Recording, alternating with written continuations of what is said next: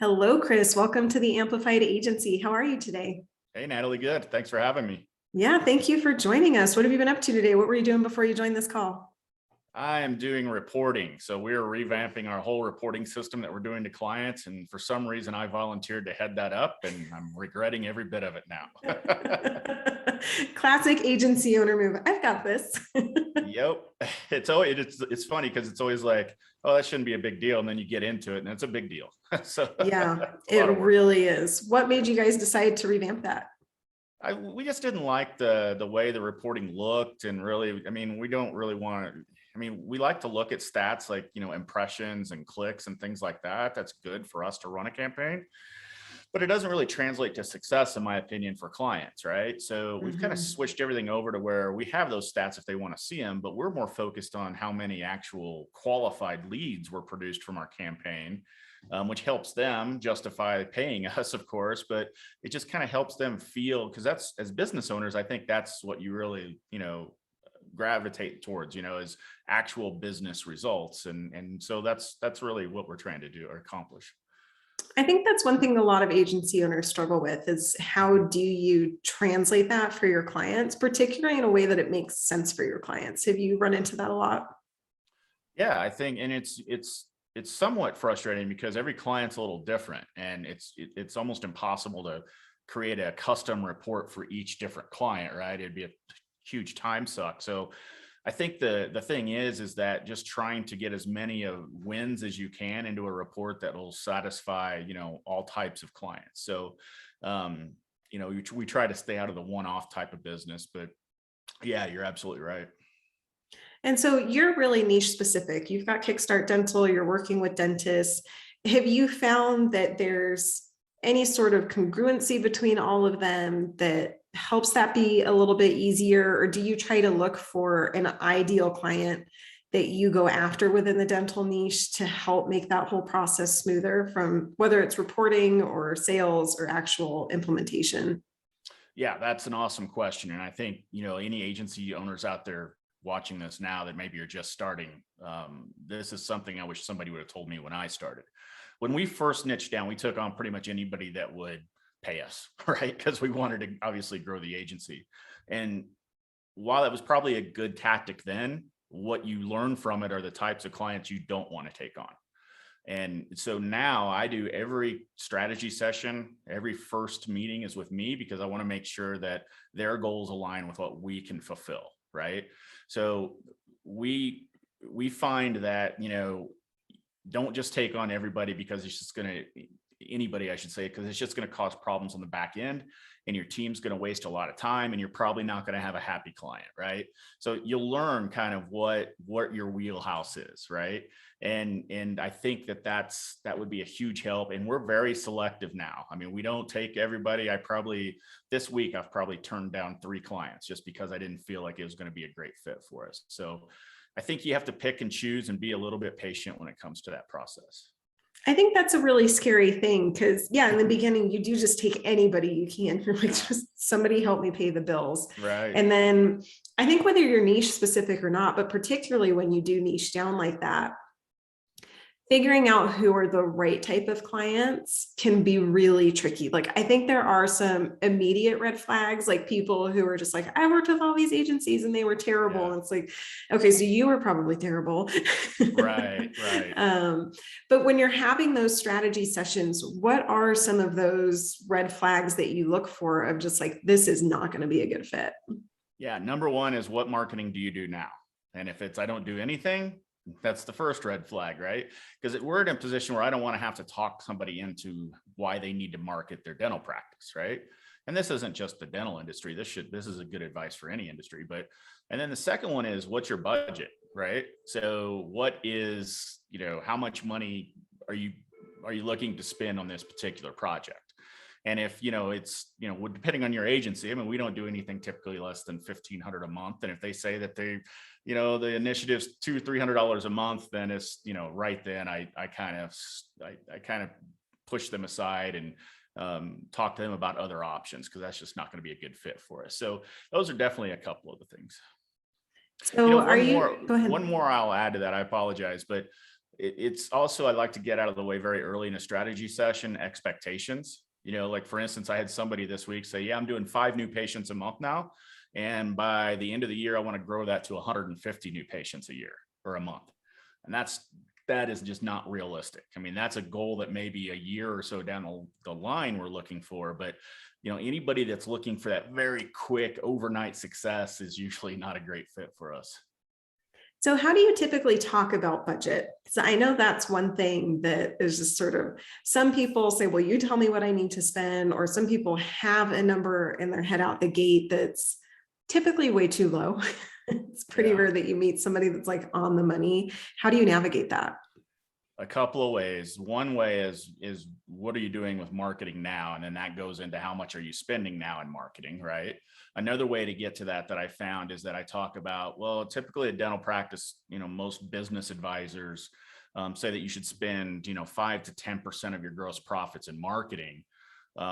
So what's your annual revenue and what do you plan in terms of budgeting for marketing?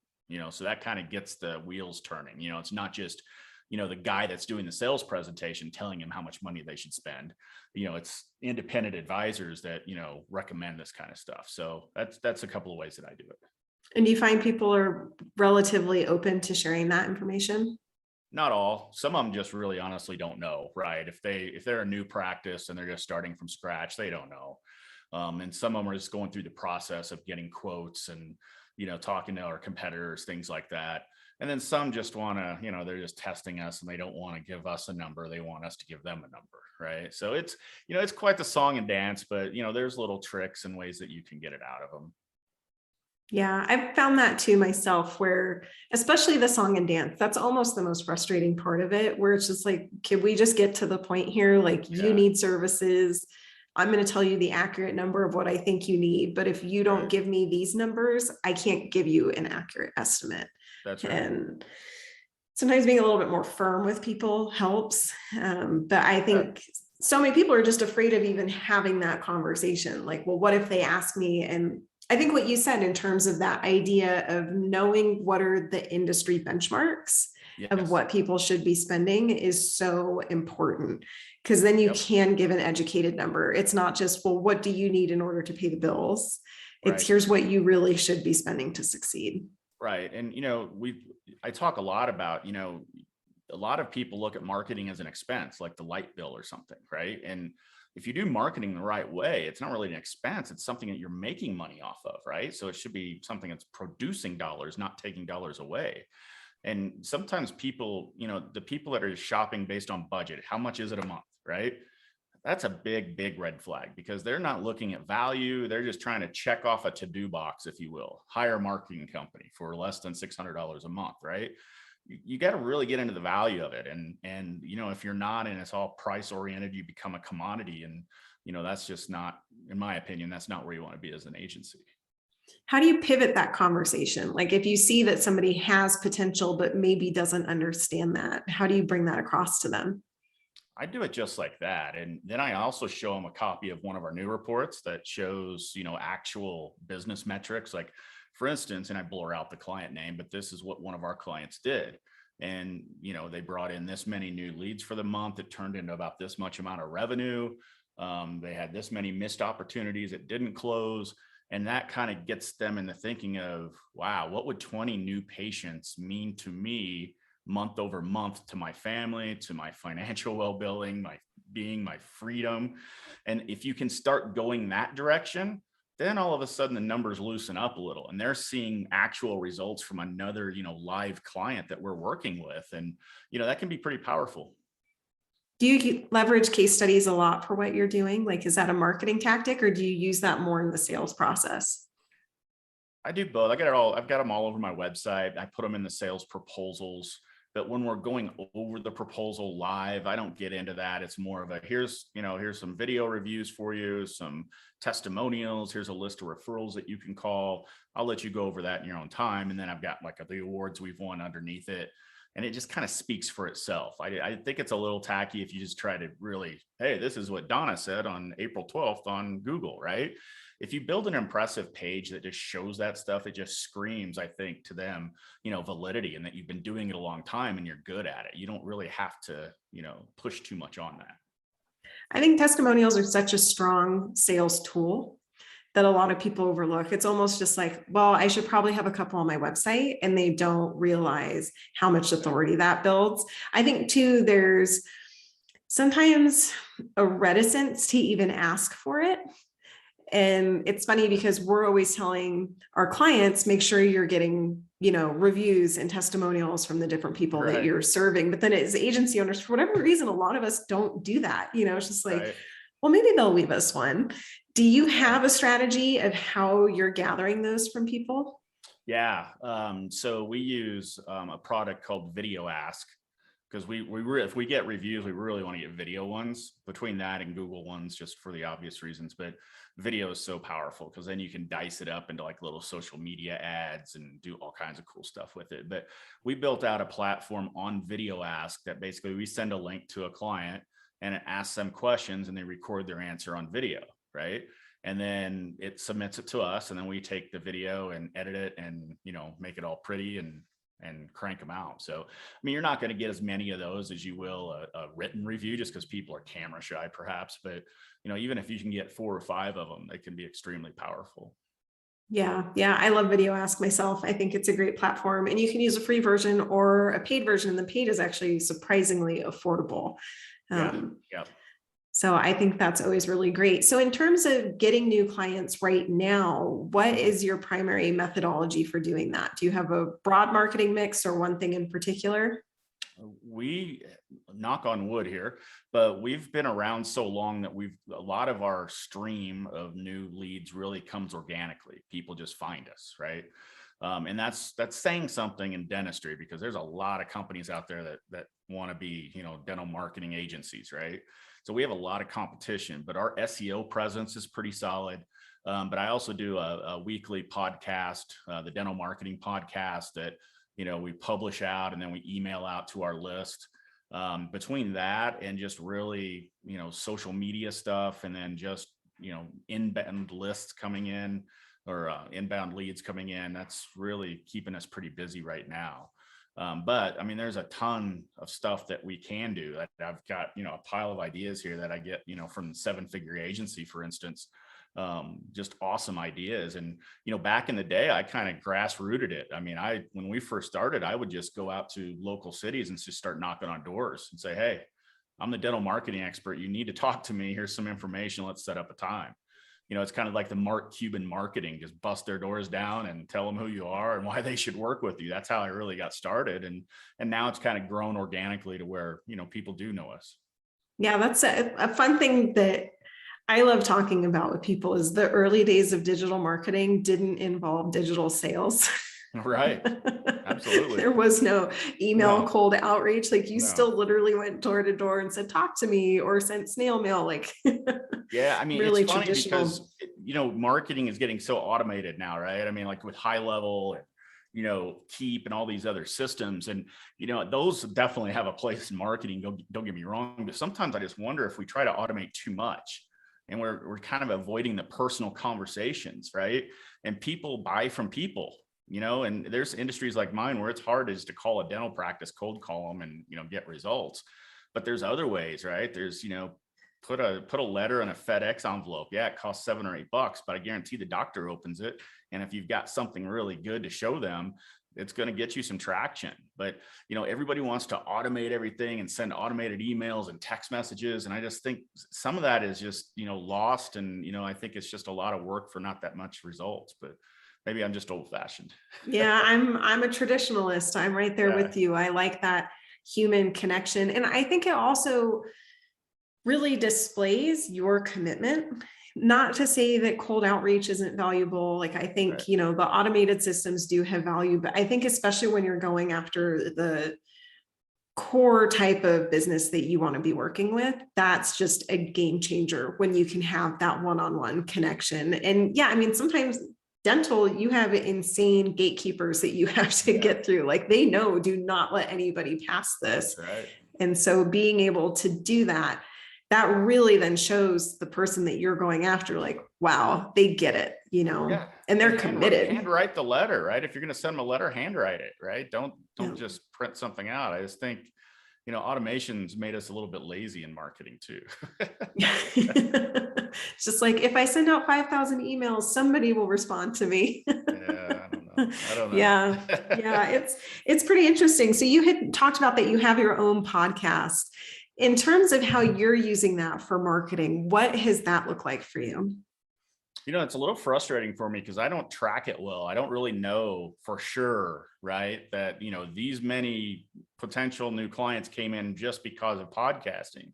I think what's happening is that they're finding us in multitude of ways, but when they go and they see us at our website, they see that we've got this podcast and it builds some authority. And so what I think is happening is instead of them just going to the website and say, oh yeah, another marketing company, they're seeing a podcast with a lot of good stuff in it. And they're like, oh, okay. So they've been around a while. They know what they're doing. They're talking to industry leaders.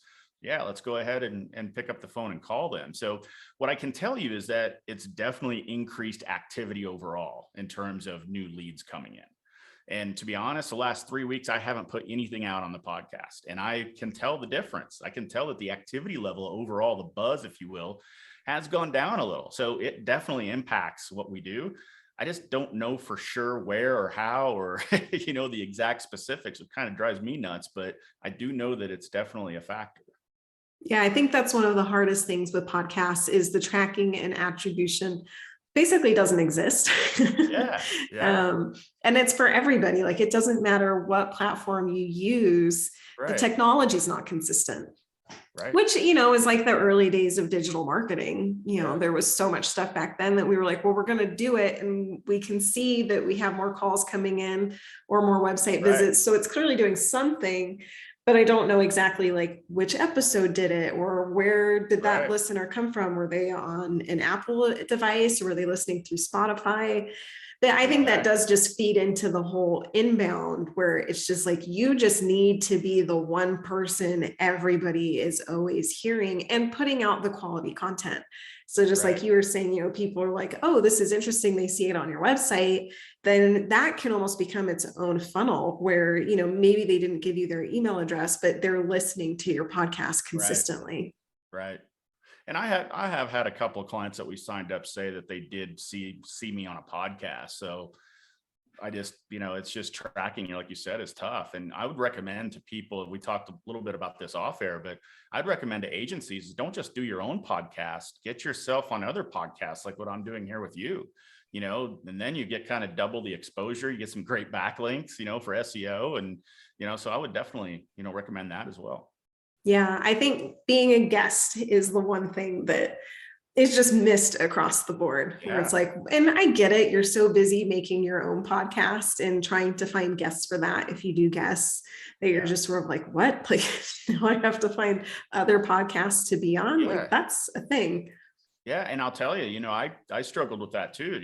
Who should I invite this time? And there's sometimes that it'll just be me and I'll talk about a topic, like reputation, how to get more reviews as a dentist, and it's just me just kind of winging it, talking about it and kind of, just talking off the top of my head on where I think opportunities are missed. And those have actually been some of the best performing in terms of like, people, I can see people have viewed it and things like that. So I don't think you necessarily need to have a guest all the time.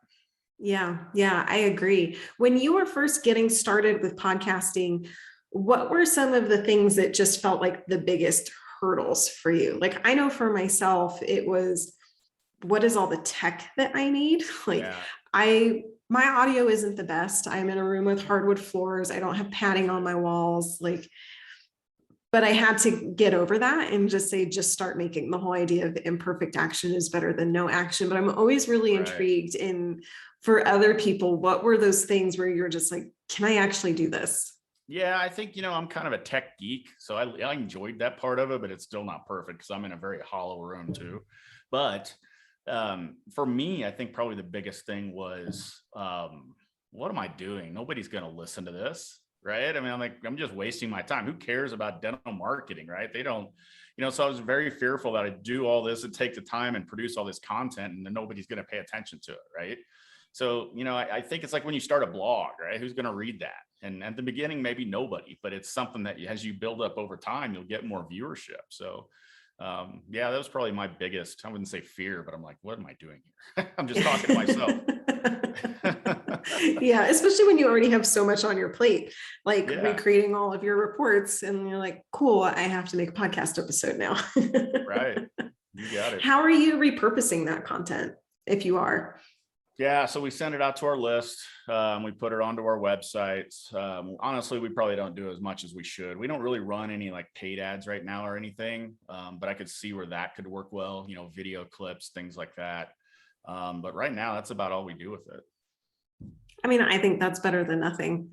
And Yeah. especially the email list, because, then you're just nurturing and reminding people of here's this other place that Right. you can be learning from us. Yeah, I Yeah. think podcasts are a really cool tool. Yeah. Really, really cool. Yeah, we also will take the video like this and we'll transcribe it on our website. So it's got some SEO value too. So That's awesome. Yeah, I'm interested to see how it shifts over time and how agencies are really utilizing it. Because I think it's still, even though podcasting has been around for a while, I think it's a new marketing tool for agencies. And I think too, we were briefly touching on guests and who are you going to talk to?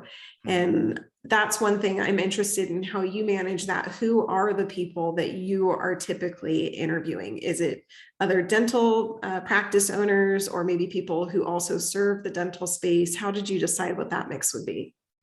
Yeah, so I do a mix of clients. So I'll get clients on the podcast with me. Those are nice because usually that'll turn into some sort of testimonial video that we can use. I use other dentists that aren't signed up with us, which works well because sometimes at the end of the podcast, you're like, oh, so I didn't know you did this, that, or the other thing. And we use anybody in the industry that's kind of an influencer. Like Dentrix is a big practice management software, right, for dentists. And so we'll get somebody maybe from their company to come talk about, what the future holds for like practice management software, things like that. So it's a blend of, all of that stuff, and we get a lot of that ideas from other podcasts because we see what other like competitors, who they interview and things like that. So we try to get some of the same people, but then we also try to, find some unique stuff too. I always like the idea of in bringing on guests who serve in the same industry, serve the same client base ultimately. And I think that also opens the door for some people for JV partnerships when they're looking for that as well, which is a nice win. Yeah, we do. We try to get consultants on too, who, they're consultants in terms of like how to run your dental practice. But, obviously sometimes they need marketing too. So we get some consultants that, help us and bring us leads too. That's really smart. Who manages finding your guests right now? Me, when I'm not building reports. Crazy.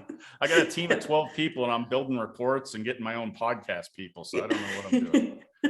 A true agency owner. I guess I got to let go. Yeah. That really is the hardest part sometimes of just, right. It's been yours for so long. And I think you're the visionary. And as the visionary, sometimes it's hard to say, well, this is my vision without actually doing it first and then saying, now implement it. Right. If you were to look back at when you first started, what was the biggest thing that you wish you knew back then that you know now? How to scale a company. Because in the beginning, I really just created a job for myself. I didn't create a company, right? So in the beginning, it was just me and like I had one part-time person overseas that was helping me out and, working a ton and, basically just replacing an income, right? So, and I did that for several years, right? This isn't, until the kind of light bulb went off and I was like, wait a minute, I need to actually build a company here so that if I take a day off, everything doesn't just stop, right? And so that's when we started, building out process, procedures, learning tons from like people, mentors in the 7-figure agency, and just learning how to actually build a business versus just creating a job. So if I I didn't think I realized that starting. I know I didn't. So I think that would be one thing for sure. Yeah, I think the value of mentors and coaches can't be overstated enough, like how much they can really help you get things going, especially when you start something by yourself. Right. Even when you have experience in the workplace, unless you were running a business elsewhere, knowing all of those little nuances that you need to do is so difficult. And then really when you're trying to scale, whether that's from 5 to 6 figures or 6 to 7 figures, there's different barriers that you hit along the way that how you figure that out on your own, I have no idea. Trial and error, I guess. Yep. A lot of sleepless nights. Right. Sure. Where do you hope to see your agency go from here? So it's our mission to kind of, when I talk to practices, I talk about being a boutique agency. And what I think that means is like, personalized service, right? If you call our agency, everybody knows who you are. They've all worked on your account. You're not just a number. You're not calling an 800 number and hitting, what's your account number type stuff, right? So that's really our difference, I think, in the space. And so we have built process and procedures that allows us to take on more and more clients, but still provide our clients with that boutique type feel and boutique type service and boutique type results. Because I do believe smaller is better in terms of agencies, in terms of producing results, right? So I talk a lot to practices about when you go to a big company, a big marketing company, nothing against them, but the way that they scale to thousands of clients is that they use automation. And so a dentist is a dentist is a dentist is a dentist. They've got a pre-planned campaign for every dentist, and it's exactly the same. And sometimes it works, sometimes it won't. Well, that's not a great way to do marketing. You've got to figure out what your unique selling proposition is, right? Because you got to be unique. If you're not unique, then there's no reason to market. So we figure out why a dentist is the dentist and what they do special. And then we kind of figure out what their new patient avatar looks like. Who is it that they want to come through the door? Is it a 25 to 35-year-old female with a golden retriever and 2.5 kids? Or is it somebody, the older patients that want dentures and implants and things like that? And once we figure those two things out, that's how you create a great marketing campaign. But if you're a big company doing automation and everyone's exactly the same, you're not going to be able to get to that level, and you're not going to have those types of results. So, I talk about that a ton in my presentation. So as long as we can keep doing that and we have good enough people, process, and procedures, I think we can continue to grow and still provide that level of service. So that's where we're going. I think you touched on something really great there in terms of retention. So having that personalized service, everybody knows the client projects. You don't have this drop off between people, and that when you can retain a client, that saves you so much money because sales isn't cheap. Right. And, a lot of people, I think, look at it just in terms of reputation, where it's like, well, I don't want my reputation to be bad, so I do what I need to do to keep clients happy. But that doesn't necessarily equate to retention. This is a dental office owner could be like, oh, well, yeah, they weren't bad, but I wanted more, and right, they'll leave you for that. So really being able to give that full customer service experience and making them feel important and keeping them long-term, that's worth so much money. Right. Absolutely. Yeah. Well, this has been amazing, Chris. I love hearing how things have been going for you and your approach and how much you've leaned into podcasting. I think that's incredible, and a method that I hope to see more and more agency owners pick up, and that you have somebody repping you to be on podcasts is huge. Like you're winning at this. Right. I'm trying. Yep. Well, Chris, thank you for joining, and I look forward to hearing more on how Kickstart is growing over the years. Awesome. Thanks, Natalie. I appreciate it. Thanks.